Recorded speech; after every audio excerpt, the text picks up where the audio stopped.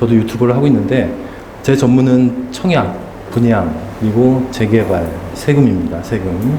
그래서 여러분들이 어떻게 보면 공통점이 새 아파트를 사고 싶다, 갖고 싶다에 출발이 돼요. 그런데 재개발이나 재건축과 청약과는 정반대인 느낌이죠. 왜냐하면 청약이 안 되면 재개발로 가거나 재건축을 사야 되잖아요. 새 아파트를 가지려면. 이 재개발이 훨씬 더 싸게 집을 살 수 있는, 새 아파트를 가질 수 있는 그런 방법이다라고 생각하시면 될 것 같고, 어렵지 않게 설명을 드려볼게요. 이게 어렵다라고 생각하시는 분들 계신데, 자, 그럼 본격적으로 시작해 보도록 하겠습니다. 오늘 어떤 걸 준비했냐면요. 자, 푸른 언덕이 있는 동네가 청파동이랍니다. 근데 만약에 빨간 언덕이었으면 적파동이 될 뻔했어요. 그죠? 예. 예전부터 이렇게 살기 좋은 동네라는 느낌이기도 하고요. 그리고 입지가 굉장히 좋기 때문에 아마 여기를 보시면 용산 전체를 다 알 수 있게끔 제가 오늘 준비했거든요. 여러분들이 직관적으로 좋구나라는 느낌을 가지고 가시면 오늘 성공하신 겁니다. 자, 시작하기 전에요. 제가 여러분들에게 두 가지의 메시지를 드리고 싶어요. 첫 번째는 이제는 서울의 재개발에 뭔가 좀 진행이 된다라고 싶으면 이미 끝난 것 같아요. 오늘 그걸 증명을 해드릴 거고, 그렇다면 이미 재개발이 되지 않은 지역에 먼저 자리 잡고 있으면 어떨까? 그 얘기도 좀 해볼게요. 자, 이것은 무엇일까요? 하고 제가 재개발의 정의를 좀 내리고 싶어요. 자, 혹시 이거 보신 적 있으세요? 난 이걸 알고 있다. 네, 알고 계신 분 계세요? 그래요? 네. 제가 이렇게 앞에서 보니까요, 아실 것 같은데 이게 안 하신 분들 계세요. 얼굴은 아실 것 같은데, 자, 이게 골로라는 거죠, 골로. 그죠? 지금 3구, 4구 이런 게 있잖아요. 근데 이때는 이거 하나를 갖고 이제 다 쓰셨는데, 광고에 이렇게 나왔었어요. 80년대 부엌의 중심, 주부의 자존심, 석유골로, 이렇게 돼 있었어요. 근데 제가 하고 싶은 얘기는 이겁니다. 이 친구가 과거에 한 30년 전에는 우리가 밥을 해 먹을 때 꼭 필요한 존재였죠. 그때 당시에는. 그런데 이게 지금 변했죠. 여러 가지 형태로. 자, 재개발은 저는 이거라고 생각해요. 자, 풍로, 골로라고도 하거든요. 골로는 일본 말이고 풍로인데, 본래의 소임을 다하고 가스레인지가 되는 것 같은 느낌. 이제는 전자레인지만 기억해야 하는 세상. 그래서 시간이 지나서 소임이 다 되면 이제는 새 가스레인지가 되는 역할을 한다. 그 과정 속에서 우리는 투자라는 걸 생각하고 있구나라는 것으로 요약을 해볼 수 있겠네요. 그러면 첫 번째, 8.4 공급대책 이후의 공공재개발에 대해 말씀을 드릴 텐데, 제가 힘을 여기다 주고 싶어요. 왜냐하면 정책이 발표가 되면 사람들이 어떤 관심을 갖고 있는지가 바로 나오거든요. 그게 바로 방향성이고, 투자자라면 그게 왜 그럴까를 생각해 봐야 되는 그런 시기가 온 것 같아요. 자, 우리가 재개발이나 재건축을 얘기한다면 그분들의 성향은 어떤 성향들이에요?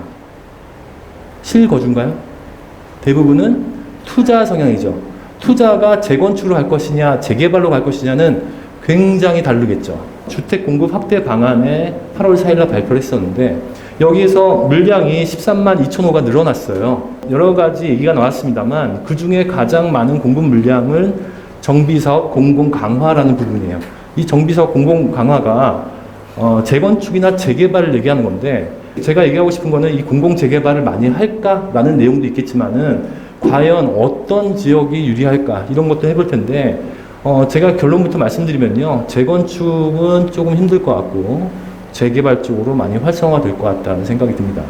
자, 일단 혜택을 줘요. 재개발에 공공 참여를 하게 되면 혜택을 주는데, 자, 재개발이나 재건축을 하려면 가장 중요한 게 그 주민들의 단합심이 중요해요. 그 단합심이 몇 % 이상이 돼야 되는지에 따라서 사업이 진행이 되거나 사업이 좌초가 되거나 하는데, 그 결정적인 영향을 하는 건 여러 가지가 있는데, 그 부분 중에서 공공 재개발을 해서 어떻게 달라질 것이냐를 보면은 사업 시행자를 지정을 하는 거는 SH공사가 되겠죠. 근데 어떤 단계가 사라지냐면 저 밑에 있는 조합 설립 인가라고 돼 있죠.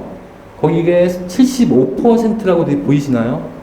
그러니까 100명이 조합원이면 75명이 찬성을 해야 조합 설립이 인가가 되고 나머지 진행이 된다는 얘기인데, 자, 여러분들이 보시기에 75%를 확보하기가 쉬워 보입니까? 어려워 보입니까?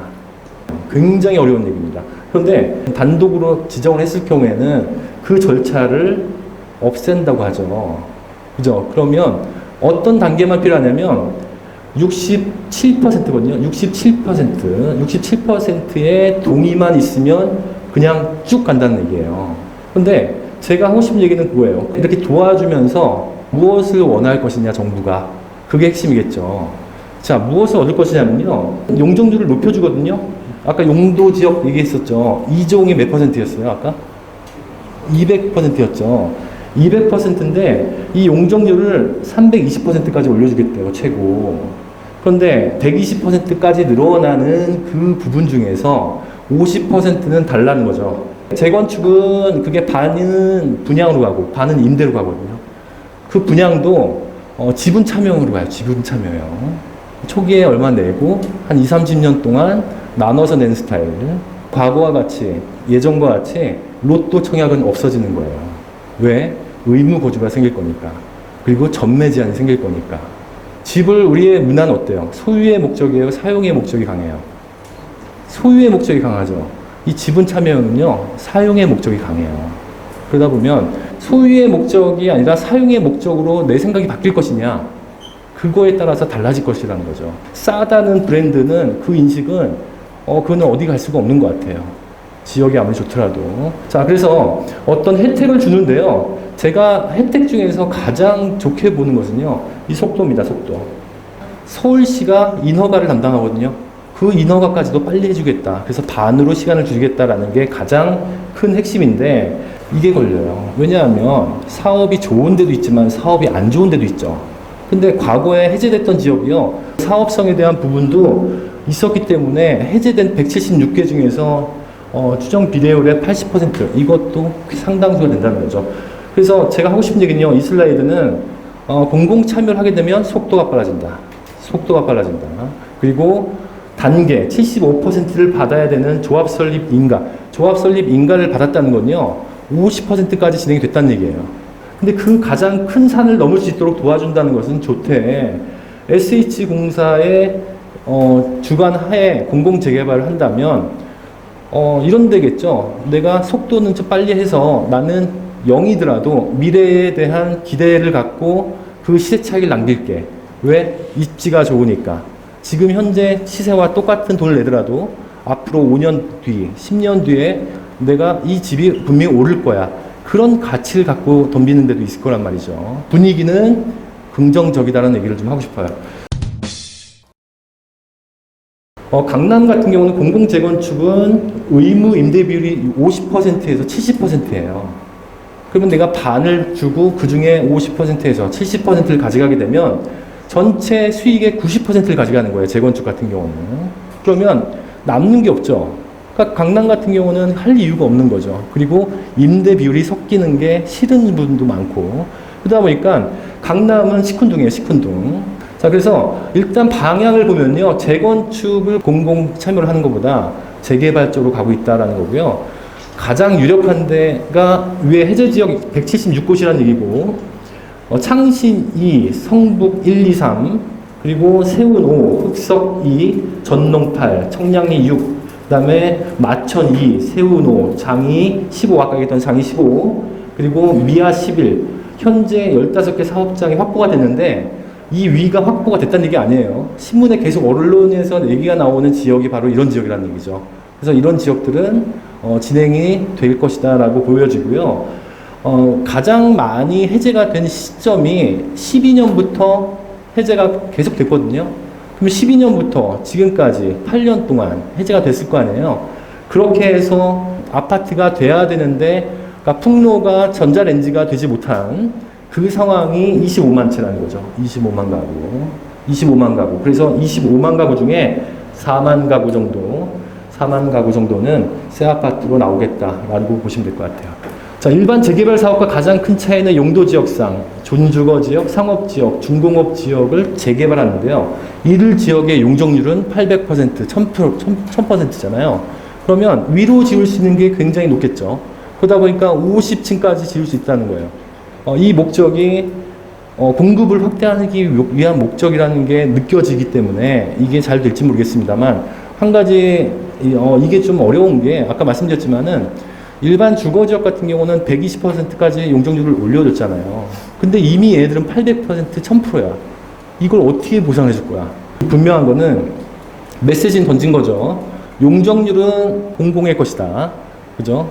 공공재라고 하잖아요, 그게. 공공재다. 그래서 그 공공재를 공유하겠다라는 게 서울시의 입장이기 때문에, 이것도 마찬가지로 어떤 베네핏을 주면, 분명히 참여를 할 겁니다. 자, 두 번째 챕터 가면요. 청파 1구역의 투자 시점은 지금 현재 어떤 상태인지를 한번 볼게요.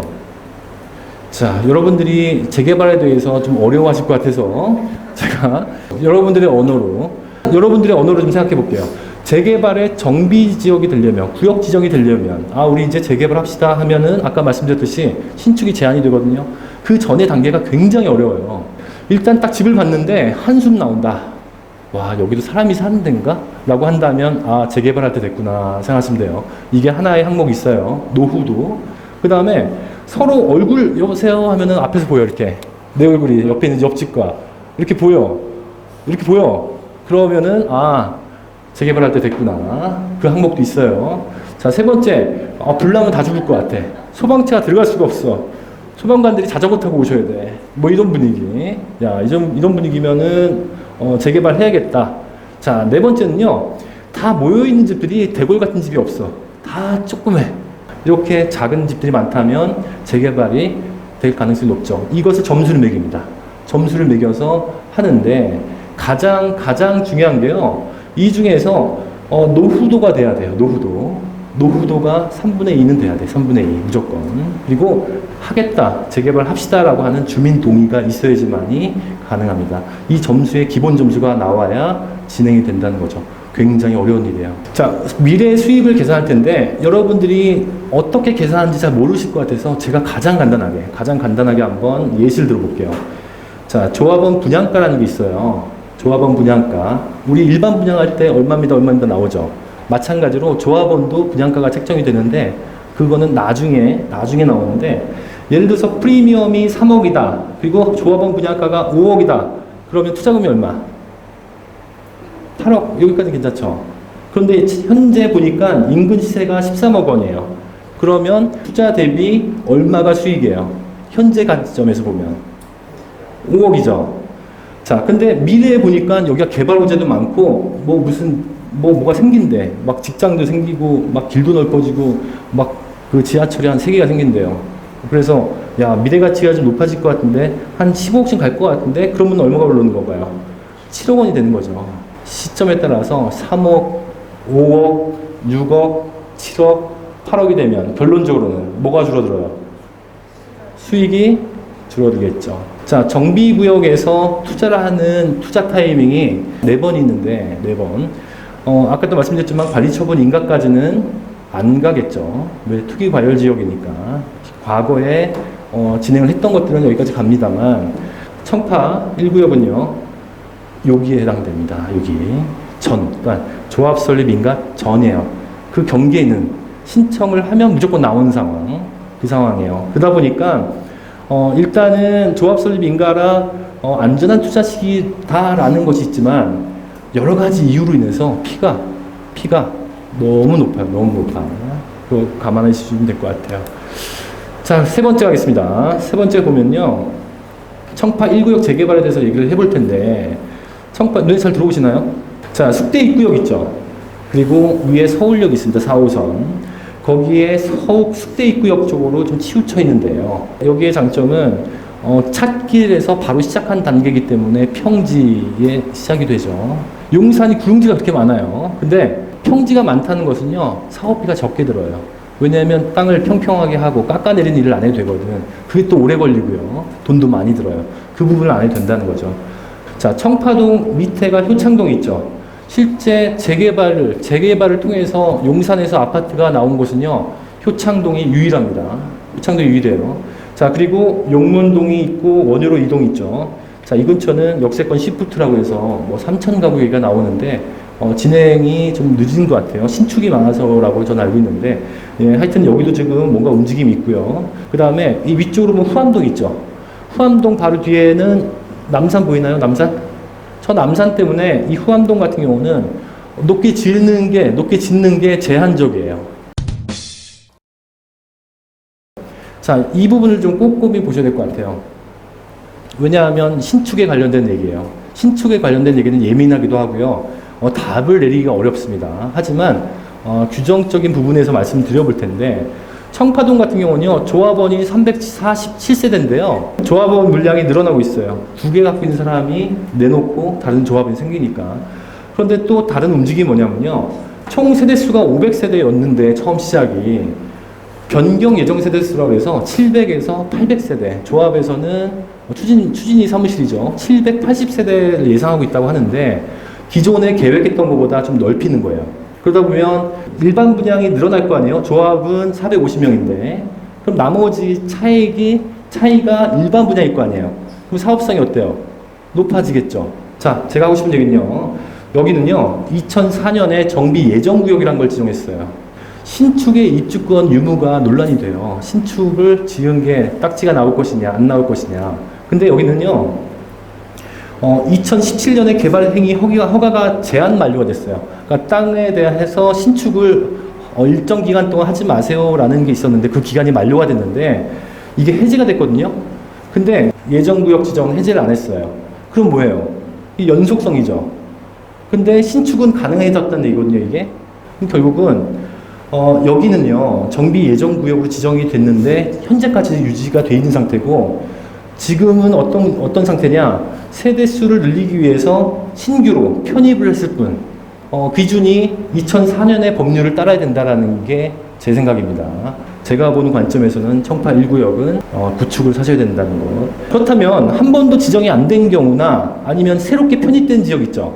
그런 지역은 어떤 규정을 따를 것이냐? 얘는요, 정해져요. 날짜를 딱 지정해줘요. 그러니까 얘는 더 이상 얘기할 필요가 없겠죠.